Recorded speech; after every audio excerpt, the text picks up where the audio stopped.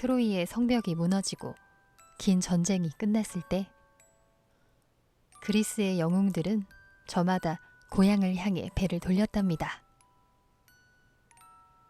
10년이라는 긴 시간을 전쟁터에서 보낸 사람들이었어요. 기다리는 가족이 있었고 돌아가야 할 땅이 있었지요. 하지만 모든 사람이 순탄하게 고향에 닿은 것은 아니었답니다. 그 가운데 가장 길고 험한 귀향길을 걸어야 했던 사람이 있었어요. 바로 이타카의 왕 오디세우스였지요. 오디세우스는 트로이 목마를 생각해낸 지략의 영웅이었지만 고향으로 돌아가는 길에서는 지략만으로는 버틸 수 없는 시련들이 끝없이 이어졌답니다. 그의 귀향은 무려 10년이나 걸렸어요. 트로이 전쟁과 같은 시간을 이번에는 바다 위에서 보내야 했지요. 오디세우스의 첫 번째 시련은 키클롭스의 섬에서 시작되었어요. 키클롭스는 이마 한가운데에서 눈이 하나밖에 없는 거인족이었답니다. 오디세우스 일행은 식량을 구하기 위해 섬에 내렸다가 폴리페모스라는 키클롭스의 동굴 안에 갇히고 말았어요. 폴리페모스는 거대한 바위로 동굴 입구를 막아버렸고 오디세우스의 부하들을 하나둘 잡아먹기 시작했지요. 오디세우스는 공포 속에서도 생각을 멈추지 않았답니다. 폴리페모스에게 독한 포도주를 먹여 잠들게 한 뒤 불에 달군 날카로운 나무 막대기로 그 외눈을 찔러버렸어요.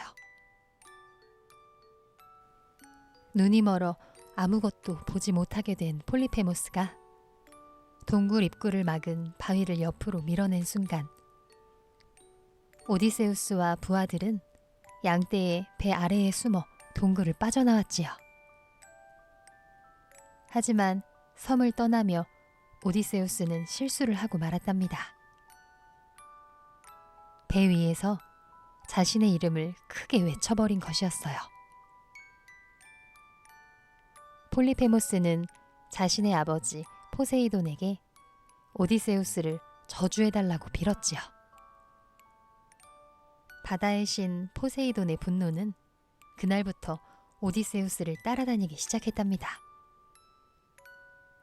바람의 신 아이올로스는 오디세우스에게 도움을 주었어요.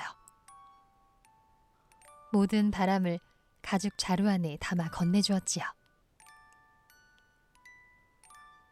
고향 이타카로 돌아가는데 필요한 바람만 남기고 나머지 바람은 모두 자루 안에 가두어 둔 것이었답니다. 오디세우스의 배는 순조롭게 나아갔어요. 이타카가 눈앞에 보일 만큼 가까워진 순간 오디세우스는 너무 오랜 항해에 지쳐 잠들고 말았지요. 부하들은 가죽 자루 안에 보물이 들어있을 거라고 생각했어요. 오디세우스가 자는 사이에 자루를 열어버렸지요. 한꺼번에 쏟아져 나온 바람이 배를 아이올로스의 섬으로 되돌려 보냈답니다. 고향 바로 코앞에서 다시 처음으로 돌아간 것이었어요. 오디세우스는 잠에서 깨어 그 장면을 보며 아무 말도 할 수 없었지요. 그 뒤에도 시련은 이어졌답니다.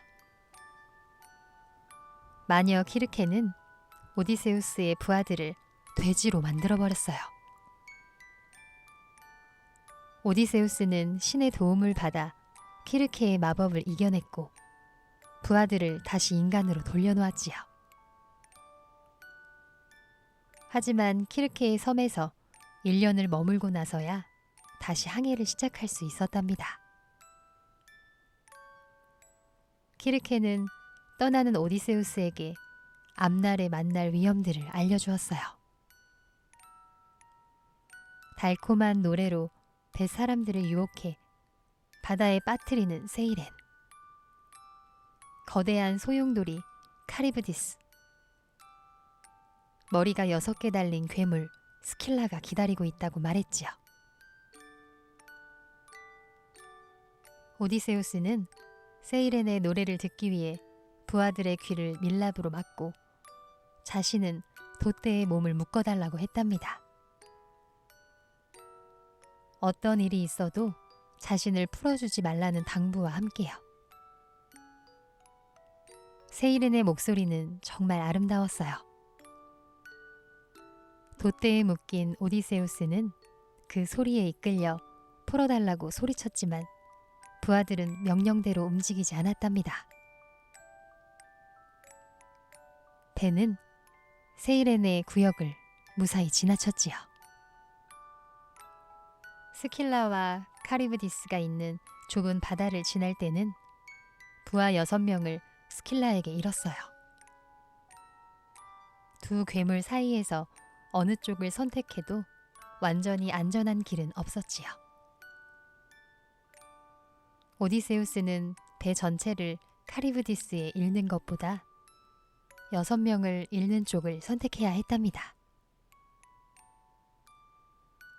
그 선택의 무게가 얼마나 무거웠을지는 말로 다 표현하기 어려운 일이었지요.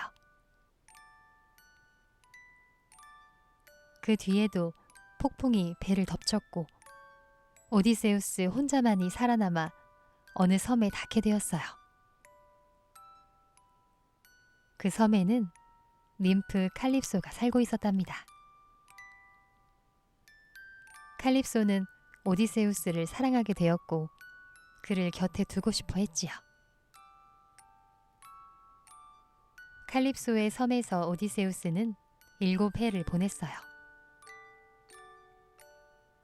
고향으로 가는 길이 완전히 막힌 채 그리운 마음을 안고 바다만 바라보는 날들이었답니다.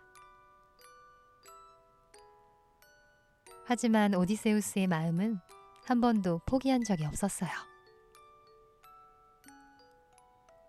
고향 이타카가 있었고 기다리는 아내 페넬로페가 있었고 보고 싶은 아들 텔레마코스가 있었지요. 신들의 뜻이 모여 마침내 칼립소는 오디세우스를 보내주었답니다. 오디세우스는 통나무로 뗏목을 만들었어요. 손수 나무를 깎고 엮어서 바다 위를 떠날 수 있는 뗏목을 완성했지요. 그리고 다시 바다 위로 나아갔답니다. 하지만 포세이돈의 분노는 아직 끝나지 않았어요. 폭풍이 다시 몰아쳤고 뗏목이 부서졌지요. 오디세우스는 파도 위에서 홀로 버텨야 했답니다. 바다의 여신이 건네준 베일 하나에 파도를 헤치고 나아갔어요. 그리고 파이아케스 사람들의 섬에 겨우 닿았지요. 그 섬의 왕은 오디세우스를 따뜻하게 맞아주었고 이타카까지 배로 데려다 주었답니다.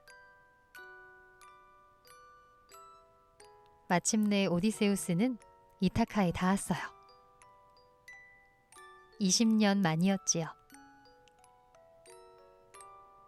트로이 전쟁에서 10년, 귀향길에서 10년.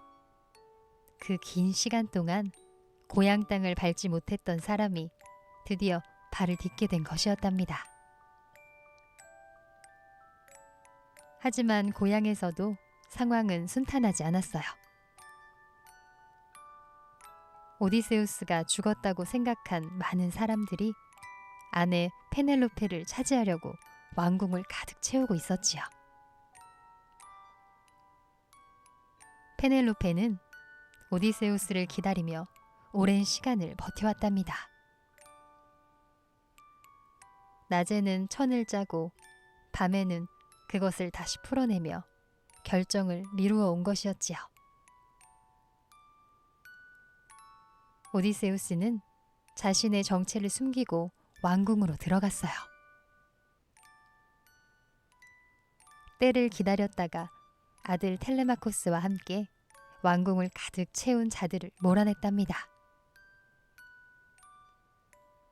그리고 긴 세월을 기다려온 페넬로페 앞에 섰지요.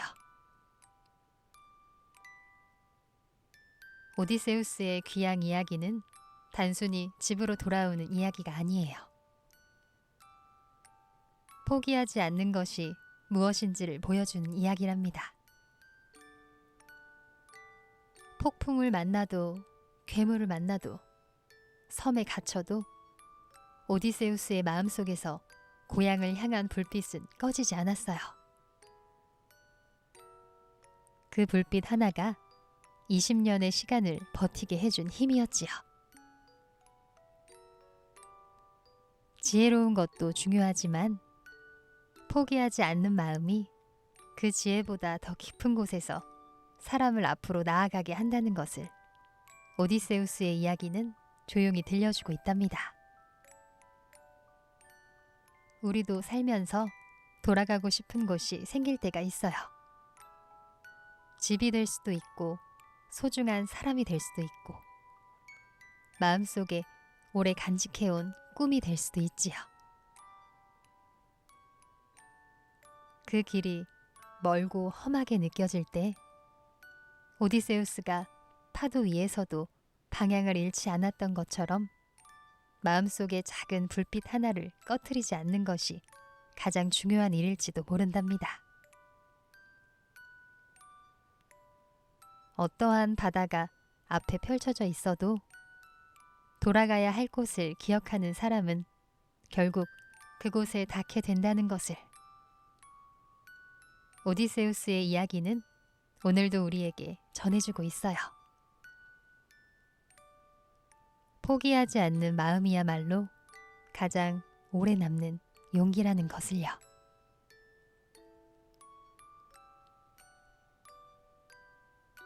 이곳은 상상도서관입니다.